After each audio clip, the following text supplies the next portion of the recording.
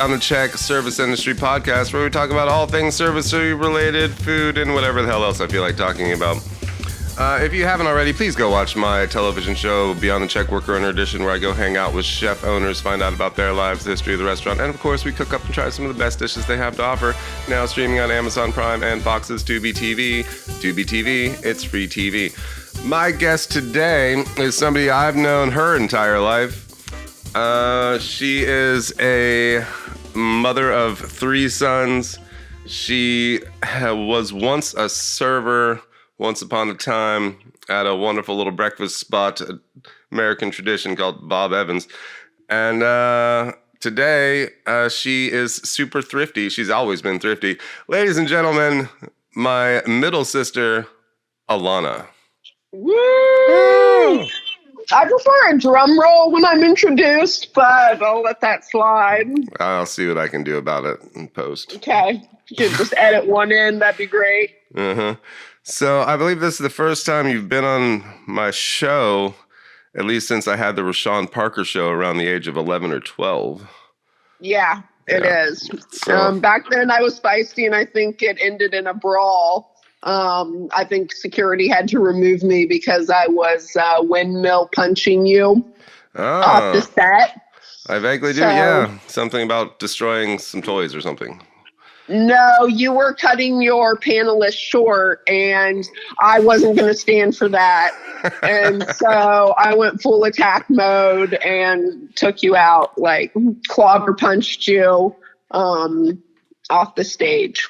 Nice. Well, luckily this is, luckily we won't have opportunity to do that since we are socially distanced. And then I called our dead friend Todd a nerd on the way out because he was the next panelist after me. Oh, yeah. Man. Yeah. Yeah.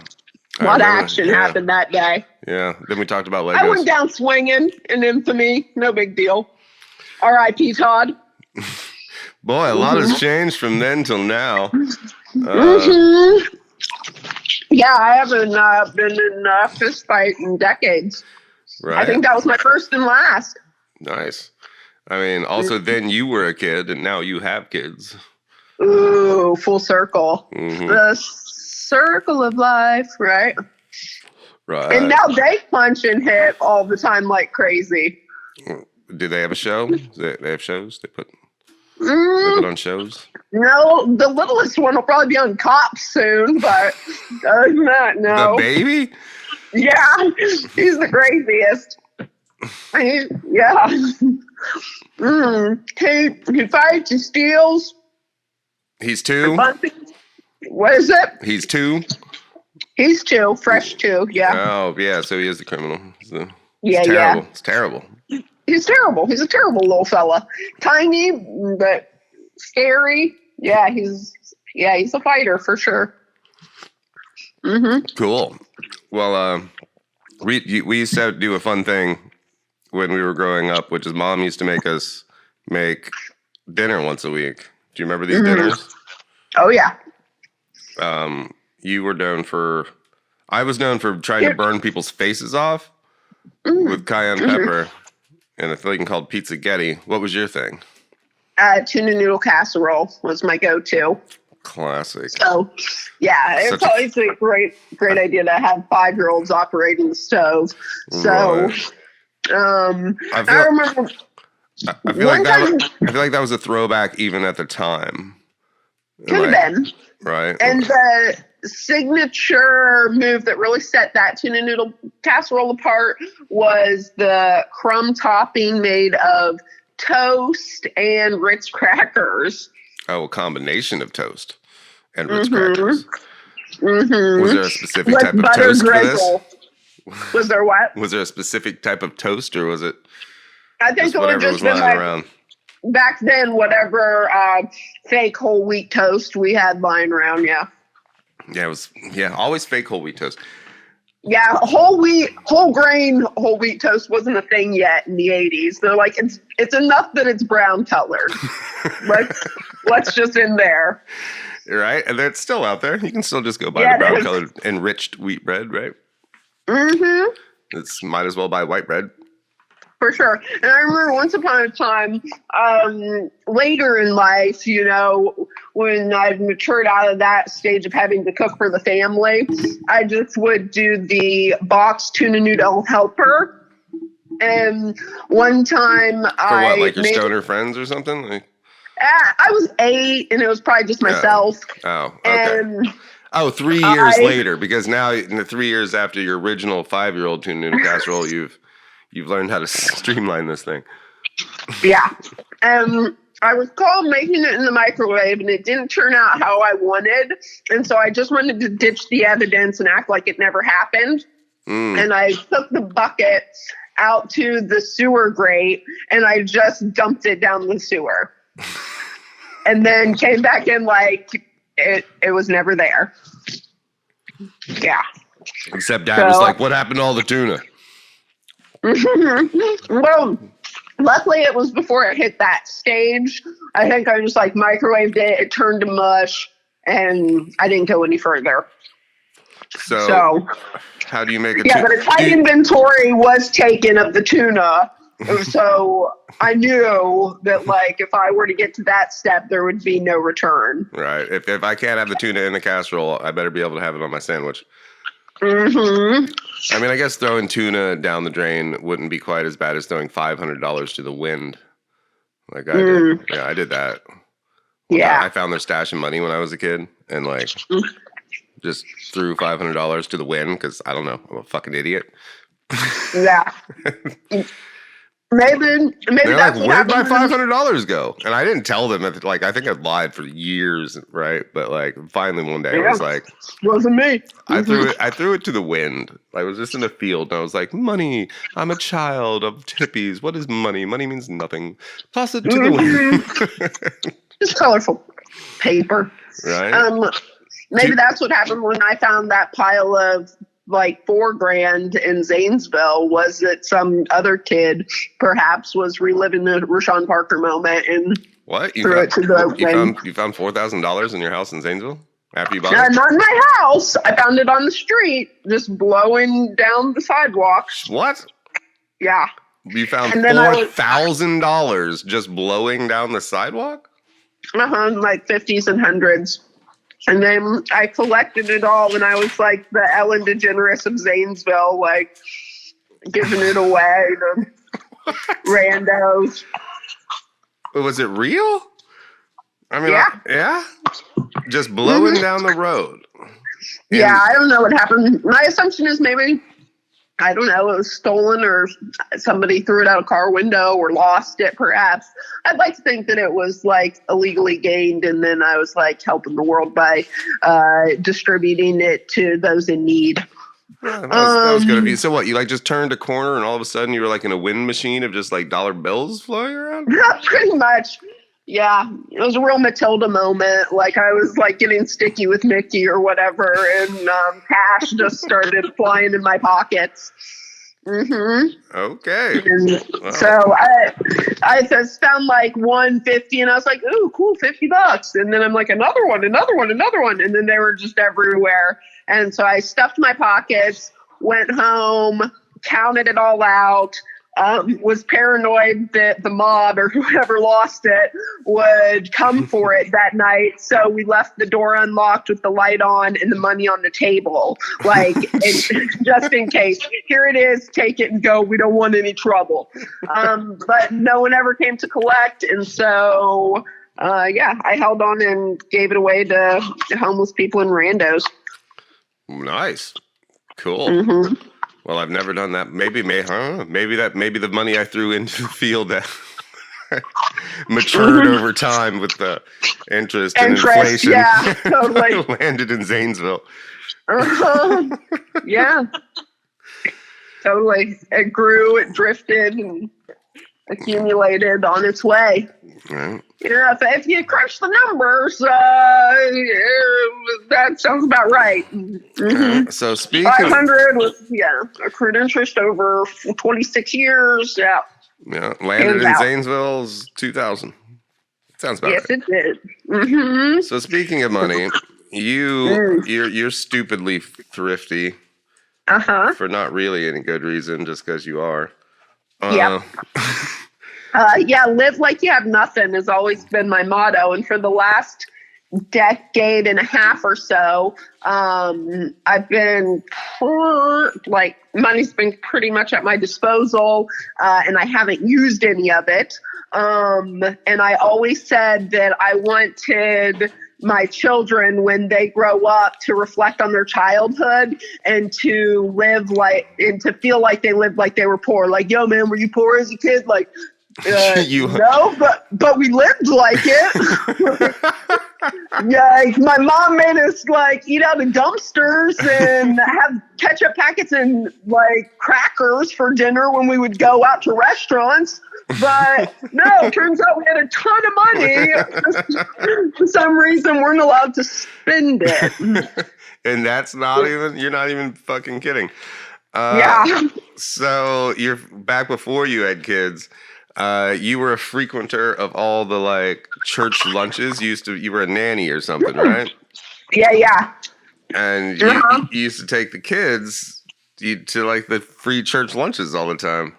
Yeah, and myself. And it was only because it was in the daytime and I wasn't going to miss a day. And so I'm like, well, I'm at work, kid. Like, this is what I do on Wednesdays. So you got to come along. I still have the schedule down.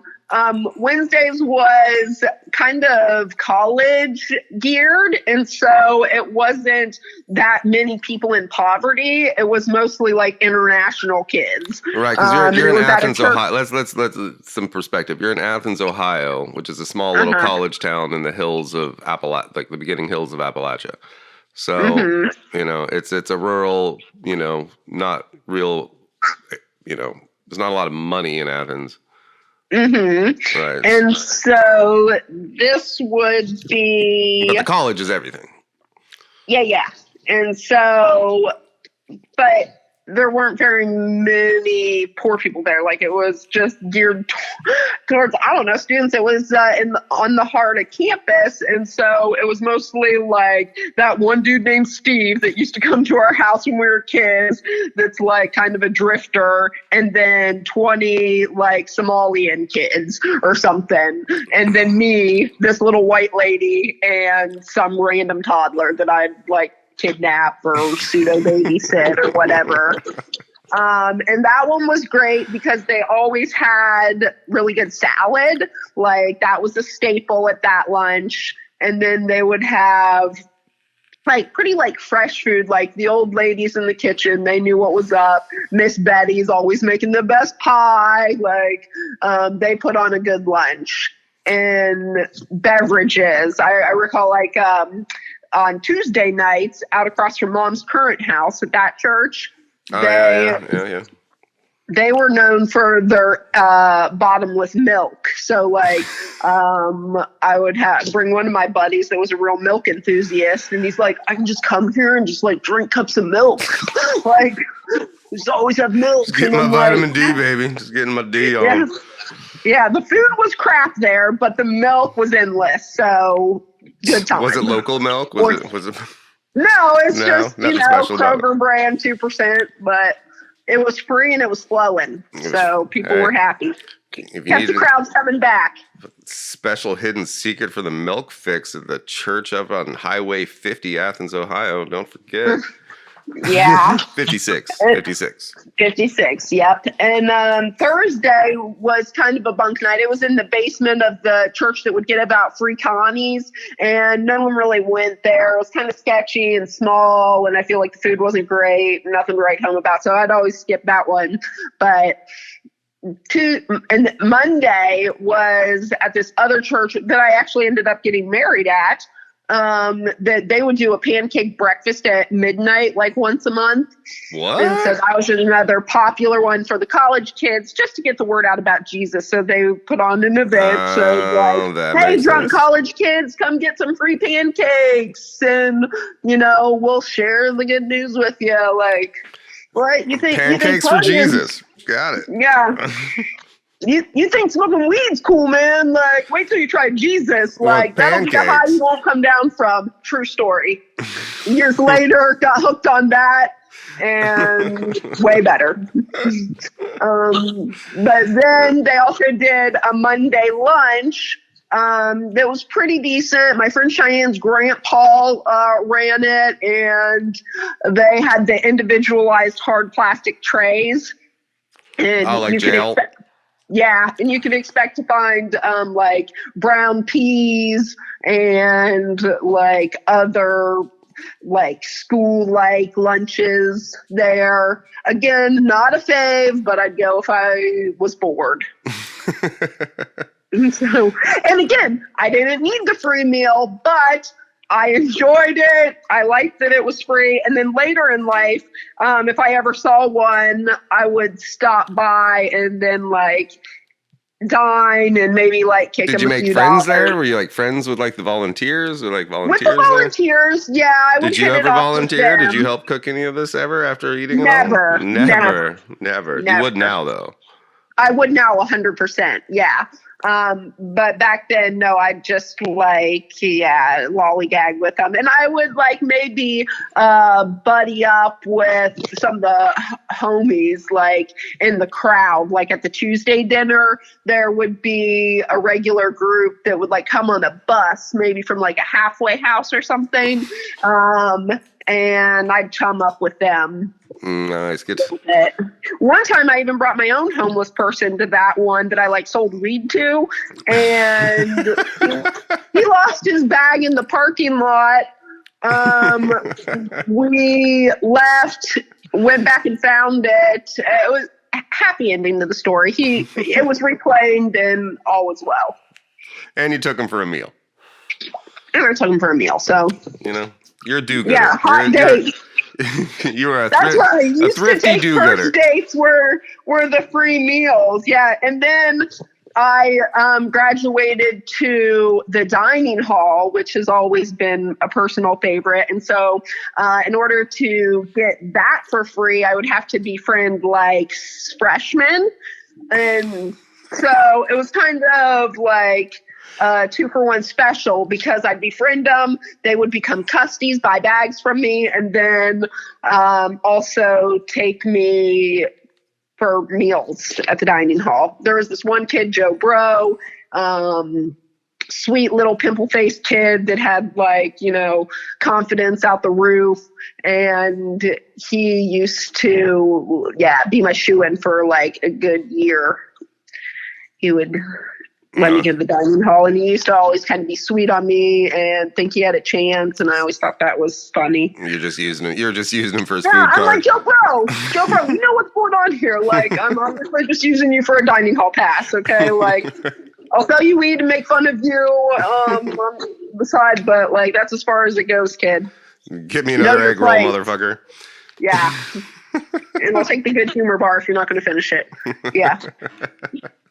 I saw a couple kids get kicked out of the dining hall for smuggling good humor bars out by the backpack pool. Oh no.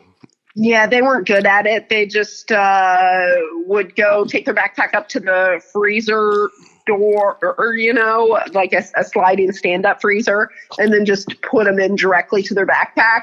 And there's got to be some lag. You got to have some time in between picking it up and trying to make it disappear. Yeah, right. A little in the middle shuffle. They hadn't mastered that art. Back before I knew Jesus, I was all about scamming food, and so there were many years where. All right, let's hit a couple more. Let's hit a couple more scams because I know you used to rock some fast food stuff back in the day. How do you get free food from a fast food place? You pretend like they owe it to you. So you just go through, always be kind, never cop attitude. Like the sweeter you are, the more they give you for free. And so my move back then was, hi, my name's Alana and you guys owe me a number 7 on credit. And then I guess I assumed that there was like some kind of book, and maybe back in the 90s there was. They go to like the log in their binder in the back, and then they come back to you and they say, "Oh, I'm sorry, your name's not in the book." And I'm like, "Oh, that's disheartening." Like maybe I was at a different McDonald's. That you guys messed up my order in the first place, and then you messed up like documenting it when I called in to have it replaced. So, okay, if I'll let it slide, just go ahead and replace it now and we'll call it even. Thank you. And then you just move on. You just talk like they already gave it to you. Was kind of my motto. And the only place that ever gave me trouble was Dairy Queen. They were like the Holy Grail. You couldn't crack Dairy Queen. They ran like, no, we have a book. We write it in the book. We don't mess around here. We never, like, you can't mess up a dilly bar, okay? Like, you got it. Don't play that. Like, we know we didn't forget the candy in your M&M Blizzard. Like, you're not getting anything for free. Move on. But I remember, like, Burger King, when they were uptown and there's no drive-through, I'd be like, yeah, my boyfriend just came through here. Blah, blah, blah. Well, what do you look like? I don't know. He's, like, kind of cute, some would say. Blah, blah, blah. Yeah, just anyway, throw in weird bonus details, get them to like you and want to be your friend, and then they want to give you stuff. And it's like, yeah, whatever. We don't care. Like, we're making $7 an hour. You need a cheeseburger? Here's a cheeseburger. And we're throwing half this shit away at the end of the night anyway. But now, I'm like anti-criminal, and when people want to give me things for free or my children, I'm always like, are you authorized to do that? Like, would the boss appreciate this? Would the owners appreciate you giving me my kids free cookies, you know? And it's tough because like I want to accept it, and this one I think the free cookie's just an incentive to keep you coming back. Yeah. That's what I say. So then that's always my rebuttal is if you're offering this to me to improve my customer satisfaction experience, I can accept it. But if you're just like kicking it to me under the table, like if I'm causing you to like sin in my favor, like don't go there. But if you I don't want your sin on my back. Right. But if we can shout this from the rooftops and everyone's allowed to know about it because you're just trying to improve my customer experience, I'll accept it. So, fair. Yeah. So then I got into like, I don't know, legal frugalness, and that's where the dumpster eating comes into play. So do what now? Oh, you weren't kidding? I thought you were kidding. Oh, no. And this happens current day. What? Current day. Okay, let's just start. Let's go ahead. Fire away. Okay. Tell me about eating out of dumpsters. Why are you eating out of dumpsters? I guess so I did some soul searching on like, why am I so frugal? Like, what's the point? And I kind of Do you mean more like reclaiming food that like people throw away that's still totally good? Like that documentary about the people who go around and like just get all the good stuff back and then go take it to like homeless shelters and shit? Yeah, sure. It's just like recycling food, you know? All right. And so when Trevor was alive, my dear best dead friend, I was always like trying to like coach him through being more frugal because he was very frivolous. That was kind of our word of the year when he was around, because he would just like, if he had money, he couldn't keep it in his hands. He had to get rid of it as fast as possible. It was burning a hole in his pocket. It was. And everywhere we would go, he would like be like, oh no, I have $2. I have to buy something. And I'd always be like, frivolous. And so we had a competition once where we were going on vacation together, and he had a $200 budget. And I said, I will self-impose a $200 budget on myself and 3 children and only spend $200, on the whole vacation? How long is the vacation? A week. Five to 7 days. Yeah. Does this include gas for the vacation too? No. So that will be covered. So gas was off the table, but just purchases and food? Even groceries. Yeah, food counted in the $200. Okay. And I knew that that's the only bulk of my expense was going to be the grocery store, because I've never been a spender. Like, I go into stores, but I only want to window shop. Like, I love going into stores. I can't pull into a gas station and not run in. You know, like, if somebody's filling up, I'm going to be like, oh, I have to run in and look around for no reason, you know, like, and then just bolt into the store. One, maybe just to make friends with the cashier and just to like look and see what exists in that store, you know, just curiosity's sake, just fulfilling your insatiable curiosity for what's inside stores. Right. Because you never know, like most convenience stores, especially when traveling, they have like weird little mom and pop stuff, you know, where it's all like, oh, you know, Debbie from down the street makes brownies and we let her sell them on the counter. Cool. I want to look at those. Do you want to buy one and eat it? No. But I want to know it exists and enjoy checking out the packaging. Touche. So. and you know, tell Betty we said keep up the good work. Yeah, I love the font she used for the ingredients. It's beautiful, you know, the details. And so, sweet little Trevor, somehow, because I just think, like, what do you buy? You know, like, I never, like, buy stuff, you know, I'm just not a consumer.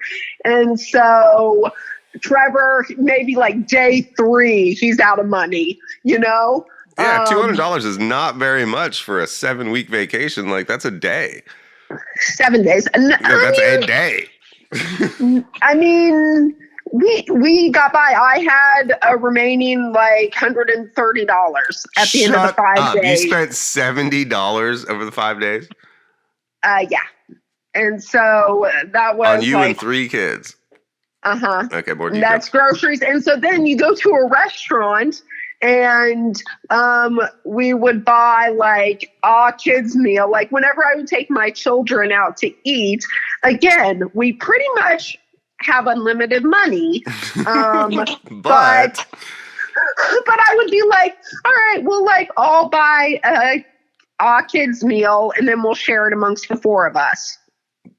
If you, yeah, is this where the crackers ketchup comes into play? It is. And it's like, if you're hungry, don't worry. We can have some bonus crackers. You want croutons? They're unlimited. Whatever you need, kid. Your poor server. Yeah. Well, usually it would be like a fast food place like Wendy's. So then you get like a burger, you chop that into 4. How old are your kids? They need to eat more than that. Yeah, they're all right. You get a quarter of a burger, 1 chicken nugget, and a couple fries. And really, that's probably a good amount of food from a fast food place. Yeah, okay. And I heard once upon a time that... And they're happy because they got to treat at the fast food place. Yeah, they did. And then people will try to give us free stuff because they see like that we are eating like so minimally that they're like, oh, they must be doing it because they're poor. Here's some extra fries. And we're like, no, thanks. We don't need it. We're just, we're just mindful of our portions. And so, yeah. Oh, Lord. But I'm glad you're not my mom. Yeah. Well, then I like kind of, after Trevor died, then I kind of let loose a little bit. And I'm all like, you know, trying to really like do some deep soul searching. Like, why is this like, who cares? Like, I'm not trying to store up my treasures on earth. Like, right, why you can't take it with you. Why do I want to not spend money, you know? And so then I kind of got to a place where I was a more reasonable spender, where it's like, okay, if we go to a restaurant, everyone can order their own meal. And they were like, what is happening? Are we rich now? Yeah. Well, no, because they always knew. And like, I would always consider us rich. And my definition of rich is having more than you need. So like, we have always had more money than we need. And so, and they're well aware of that. And they're like, oh, Mom, like, why don't you just let us have stuff? And they kind of would just like accept it because it's all that they knew. Because they're kids, and what are they going to do about it? Yeah, and they just already knew, like, we don't get stuff. Like, we go to a store and they wouldn't even, like, ask for things. I think once upon a time I told you about how I would only let them enjoy, like, 30 minutes of a movie if we went to the theater. Oh, my God. That is so terrible. Yeah. How would that... Okay, tell the story. So we would take your kid. Let me tell the story. You literally. No, I feel like yours is going to have some inaccuracies. So they do dollar movie shows in the summer at local theaters, and so I would tote the children.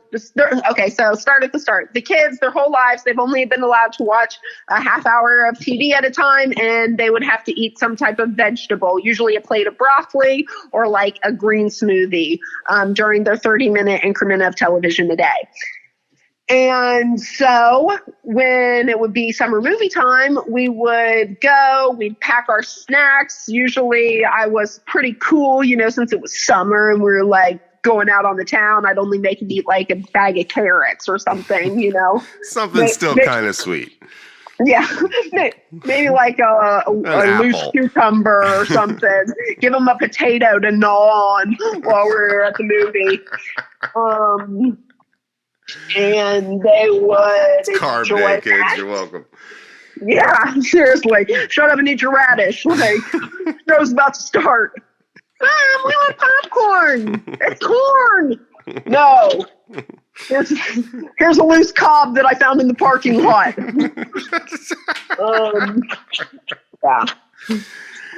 So anyway, 30 minutes into the movie. After they finish their stalk of celery, I'm all like, all right, that's 30 minutes, time to go. And then they would get up and leave happily and not care that they had to exit before the movie was over. It would just be like, all right, we just came to take in 30 minutes of movie and then leave. And they were okay with that? And they were okay with it, yeah.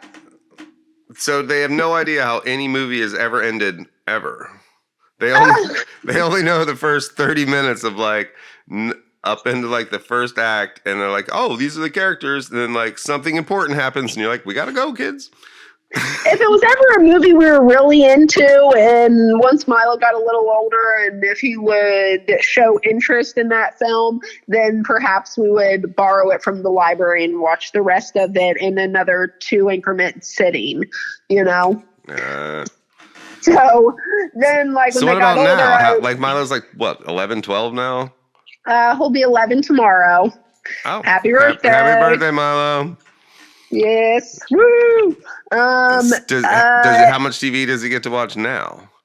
And is he allowed to have like a hamburger while he watches it? Never. Now smoothies. We're in the season of smoothies. So I do about half a package of spinach and then 2 bananas, almond milk, and kefir yogurt. And that makes up their smoothie. It gets about almost 3. Little Ellis gets 1. He usually just like spills it and runs around like the future inmate that he is, like punching people and dumping his smoothie on them like when it's showtime. You should throw some kale and some carrots in there and a strawberry to make it pink. No, let's not get crazy. I just do colored cups, so they you can freeze kale and you can't freeze the spinach, so you could literally just keep the kale in the freezer and it would just last. Why can't you freeze spinach? Because spinach, the spinach destroys itself when it freezes. Like the ice just destroys it. I'd still use it. I feel like we've made that happen before. What I do is I just use opaque cups that you can't see what it looks like, and then dark colored straws, and then they can't see what the smoothie looks like. It just looks like a brown, nasty banana green kill. Yeah, and when they were younger, if I was serving something like where they're like, I don't want anything with onions in it, I'd be like, we're having a fun dinner in the dark. Like, put blueberries in it, make it purple. Dinner. By candlelight, and then they couldn't see what was in the food, and so they wouldn't know there was veggies in there. Like, Mom, why is the mac and cheese green? Don't worry about it. Hit the lights. we're playing blackout, kids. Mm-hmm. So you sneak you hide the vegetables in their food like a good mom. Yeah. French toast. Like, again, most everything just ends up green. And so it's like, whatever, kids, like, we're just celebrating St. Patty's Day all year round. Here's some green pancakes. But now they're to the age, like, that was when they were little guys. Now they're to the age where they're like, Mom, is there broccoli in my oatmeal? Like, I'm not gonna eat this. And they're boys too, so Yeah. So they're on to me. But that little one, he doesn't know any better. I can still give him anything. well, maybe they'll start enjoying their vegetables just as the vegetables now instead of having to hide them. Like, Yeah, like their tastes mature, and the oldest one will happily eat onion dishes, and so that's pretty cool. And now it's like almost a rite of passage and like bragging rights. Like, yeah, I'm so cool and old. I eat vegetables by choice. No big deal. so let's run through some of your thrifty cooking real quick. So you've always okay. So the rest of us kind of cooked a little, some of us more so than others, and you did always do these very. I'm not gonna lie. I was never a big fan of your cooking. Well, you haven't had it in the last decade or so, and I would say that it's greatly. I always consider your form of cooking more of I just found whatever was in the cupboard, threw it into a pan, and then like here you go. Yeah. So like I remember specifically one of the first dishes you ever made for a holiday, like after we were all adults, was you took these yams in a can, put them in a dish, and then just dumped a bag of marshmallows on top of it and put it in the microwave. And you're like, look, guys, I made sweet potato casserole. I made candied yams. Yeah. Yeah.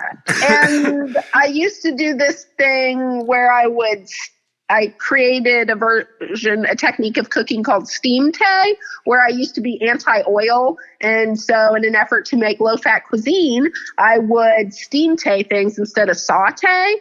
So I would use water instead of oil to saute things, and I'd call it steam tay. I mean, yeah. Wasn't great. That was a brief run, and I ditched it. Now, that's probably for the best. Were you like trying to steam now the family's allowed to enjoy coconut oil, so right. You're welcome. Do you like try to steam tray like chicken breast and shit? It was mostly vegetables. Like, I remember I would try to make this yucky stir fry with like frozen vegetables from Aldi, and maybe just and then I would go to the Chinese restaurant and I would purchase like a $3 bucket of like sesame chicken sauce. Yeah. And then I would take that home. And so the sauce covered up the steam tay flavor. And so it was pretty good.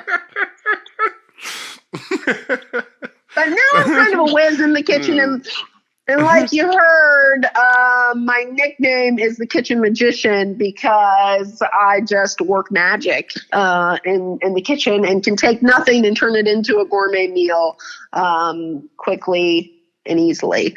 So you should start making videos for me. Drastically improved. What is that? You should start making videos. Make some TikTok how-to thrifty Alana magician cooking videos. Yeah, and it's funny. So my life has taken a turn. Now I have more limited resources. Not really, not yet. I'm still milking off the teeth, so I don't really have limited resources yet. But I have found when on vacation and you don't have all the staples of home and you only have a few select items, I've found that I am better at making real meals than when I'm home and have a plethora of food to choose from. Really? So I can see that. I'm just the mother of invention, right? And I enjoy that when I'm all right, I got the leftovers. I should eat them, but I don't want to eat them as they are, so I'll figure something else out to do with them. Like I made a casserole out of Christmas dinner the other day. Yeah. So I took the prime rib and I sauteed mushrooms and onions and put it into its own little gravy. And then I took all the leftover mashed potatoes and I put them in a pan, and then I dumped the meat over top of it, and I took the macaroni and cheese and used it to crumble like on the top of it. Perfect. Right? I think there's some green beans layered in there too. So Yeah. and it was just all the leftovers, just like like you would normally just put them in a bowl and mix them together, but I baked it and ta-da! Christmas casserole. That sounds good. Yeah, we recently went out to breakfast and didn't enjoy the food so much. So it was corned beef hash with like little red potatoes.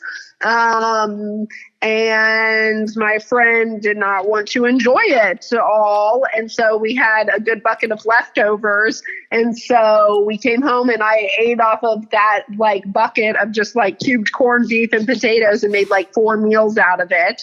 Because I'm like, okay, like when you have very limited items. So what did you make? What are the 4 things you made?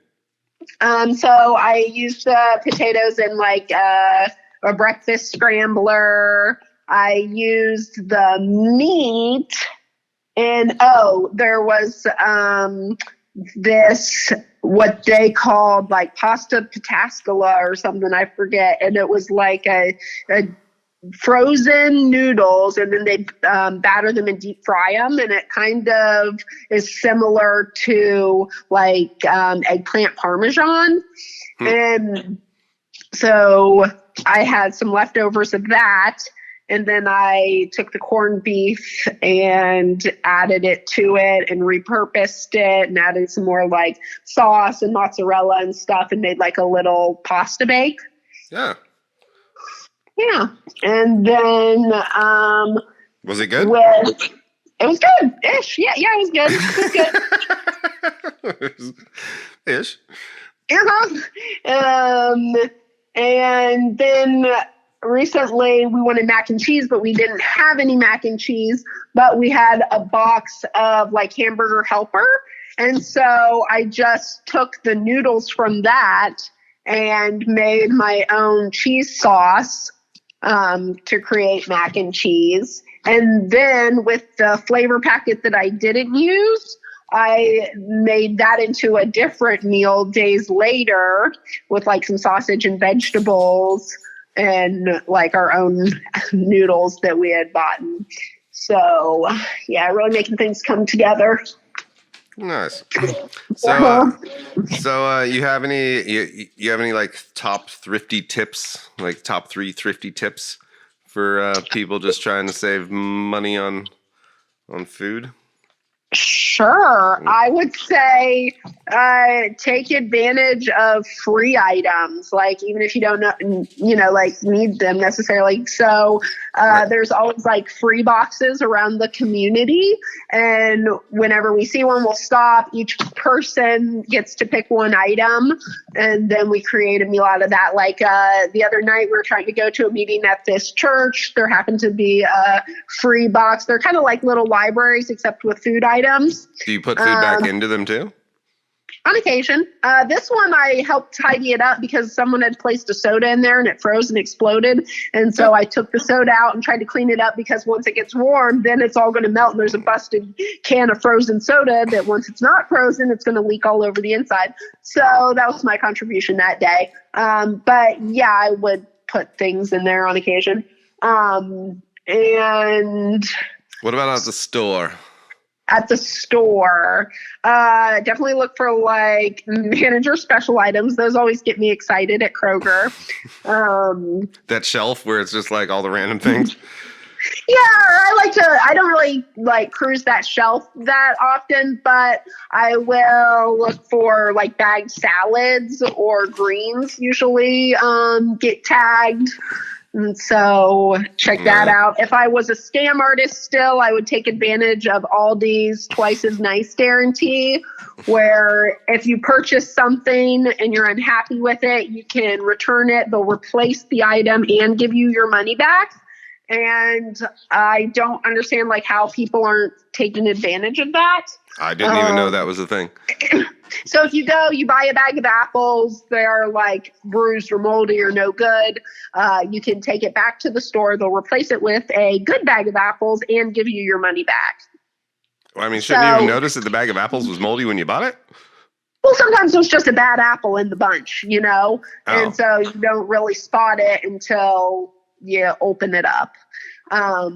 Touche. And so if you're someone, you know, with loose morals, you can take advantage of that. Not saying you should. I'm just saying if you're a shitty person. Yeah, if you're a scam artist, you don't care, whatever. Go ahead. Go make some friends at some churches, you know? Go make some friends at some churches. Get some free food, get some free lunches, meet some homeless people. Yeah, totally. Maybe take them home, let them live with you for a little while. Yeah, marry them. Who cares? Give them your life. Crazier things have happened. Yeah, true that. True that. And so, but when we were like, say we're like traveling or we're at a water park or something like that and food's really expensive, that's when collecting other people's leftovers and repurposing them, like recycling used food, comes into play. Like from dinner, like if you all go out to dinner, you take the leftovers. You're like, oh, you're not going to eat your leftovers? I'll take all that. It would be more like outdoor amusement park events where people have like trays of food that they're like done with. So then you go over to offer to clean it up. Like, oh, here, let me clean up your tray for you. No, and then you're like, all right, kids, here, you get half a cheeseburger. Here's some grilled cheese crust. Dibs on the fries. Yeah. Pick up some COVID while you're there. Well, COVID ruined that for me for a while, for a good while, eating after strangers. But now I'm getting back into it a little bit. Because I've had opening a touch back of up to other people's COVID. saliva. It's okay. Yeah. I've had a touch of COVID a couple of times, and now I'm like over it. I'm like, what am I going to do? Get more COVID? Like it's kind of like being pregnant, where you feel like you can freely like not worry about becoming pregnant because you're already pregnant. So when you have COVID, you can live carelessly, you know, like go eat out after other random strangers, you know. I mean, within the first, several months probably, yeah. Yeah. And you're like, I don't have to wash my hands anymore. And then you got to start worrying a little again because, you know, I don't want to be sick again. But like while you actively have COVID, like I'm like, I don't need to wash my hands. It's fine if I eat this banana I found on the ground. What am I going to do? Get more COVID? You know? And so I had a pinch of COVID like maybe a week and a half ago. And really? Yeah, but it was fine. I just had a headache for like one day and then was over it. Yeah, I know several of the headache and then fever for like 48 hours. I think that's all the Omicron. Yeah. But I found a bag of Chipotle in a parking lot. God. That obviously somebody was just carrying. They dropped, didn't want to pick it back up. I can picture the story, you know? And so I'm like, all right, I'll inspect it and then have a go at it. Made a delightful dinner for myself. And what was in the bag?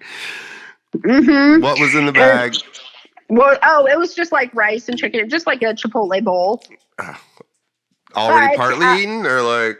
Oh yeah, it was somebody's leftovers. Okay. It was somebody's leftovers that they were bringing home, and they dropped it. The lid came off because those Chipotle lids, like, they're faulty, and so there lost my blessing. You know, we ate weddings that evening.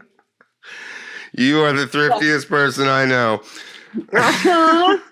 And then there's a place called Nod Pizza that I thoroughly enjoy, and they have unlimited toppings. So it's like a brick oven style restaurant. Unlimited toppings. Yeah. They thought that was a good idea until you walked in the restaurant.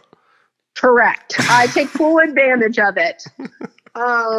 You're like, 4 times pepperoni, 5 times broccoli. Yeah, well, I secretly scoff at people that are just like, I'll just have sausage and onion and mushroom, or like get reasonable amounts of toppings. And when my kids do it, I make them get extra toppings on the side.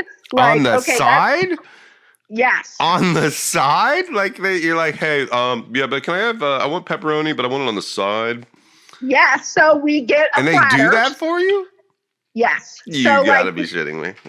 So no, indeed, I am not cracking you. So the kids only want like sausage and pineapple on their actual pizza, but we don't want to waste all of those potential toppings we could be getting for free. And so I will have them take one of the salad bowl lids and use that as their appetizer platter and get like salami, feta, strawberries, broccoli, strawberries.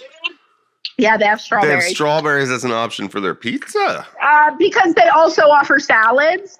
And so okay. that could be like a salad topping. But you so better then what, believe you I'm just getting go home and make a pizza. charcuterie board? Yeah, pretty much. Good Lord. And I'm like, no, we'll take a couple crackers too. Really round out the meal. And so then they'll have their little appetizer while the pizza's baking. And that's how they do it.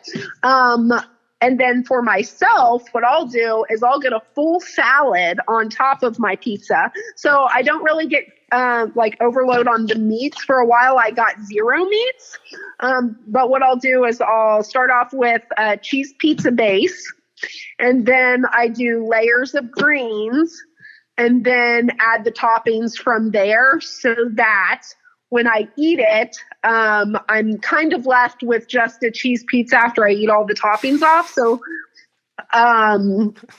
yeah, I will get strawberries on it. I don't care. I'm taking everything they got. And so usually it's like, they're going to cancel this soon. They're going to be like, yeah, we were wrong. No, I'm only one person and they plan for it. I mean, like they know what they're doing in their business model. And so I will do all the lettuce options. So they have like arugula, mixed greens, romaine. Spinach. I'll get them all. Spinach. I get them all.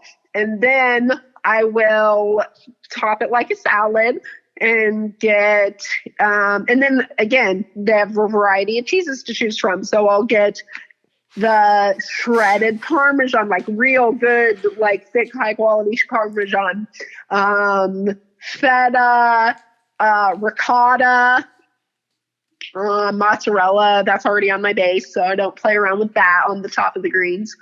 And then I'll get like they'll have peppers, pineapple, cucumbers. You go crazy. Yeah, I get it all. You get it all.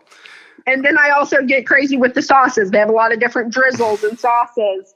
And then they bake it. And when I'm done, it still looks like a full pizza. And same thing with Chipotle. So when dining out, just always double up because they add extra at places where they add extras for free, because then you end up getting 2 meals for 1. So at Chipotle, double beans, double rice, double everything.